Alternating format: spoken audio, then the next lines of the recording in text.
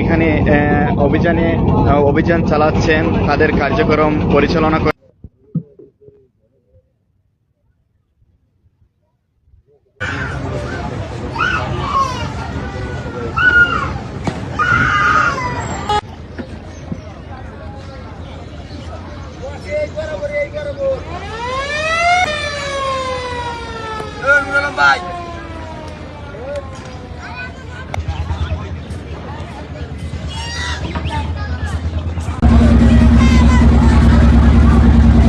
আমাদের একটি টিম ইতিমধ্যে এখানে উপস্থিত দেখতে পাচ্ছেন। গতকালকে থেকে আমরা এই অভিযান উদ্ধার করার জন্য তৎপরছি এবং ফায়ার সার্ভিসের একটি টিম দেখতে পাচ্ছেন আপনারা। ফায়ার সার্ভিসের টিমটি এখনো উদ্ধার অভিযানের জন্য তারা তৎপর আছে। তো হাসান নামক ব্যক্তিটি গতকালকে তার নিজ বাড়িতে যাওয়ার জন্য পল্টনে আসে। পল্টনে আসার পর প্রকৃতির ডাকে সে টয়লেটে যায়। টয়লেট থেকে আসার পথে পাশে নদীতে পড়ে যায় এবং ডুবে যায়।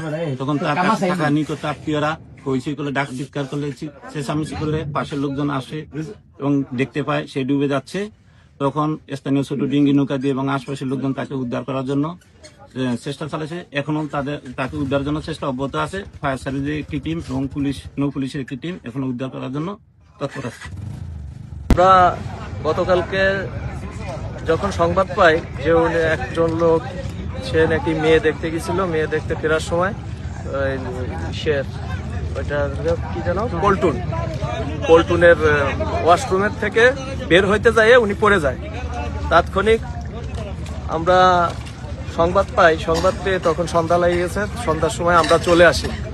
আমরা এসে পটুয়াখালী গলাচিপা ফায়ার স্টেশনে অবস্থান করি এবং আমরা ভোর হইতেই রাত্রের জন্য আমরা রাত্রে উদ্ধার কাজ চালাইতে পারি নাই এবং ভোর হইতে আমরা যথাসাধ্য চেষ্টা করতেছি। সকাল হইতে আমরা রওনা দিয়ে এখানে আসে আমরা যথাসাধ্য চেষ্টা করতেছি। আমাদের দুপুরের টিম অলরেডি কাজ শুরু করছে এবং অনেকক্ষণ সকাল থেকেই তারা চেষ্টা করতেছে।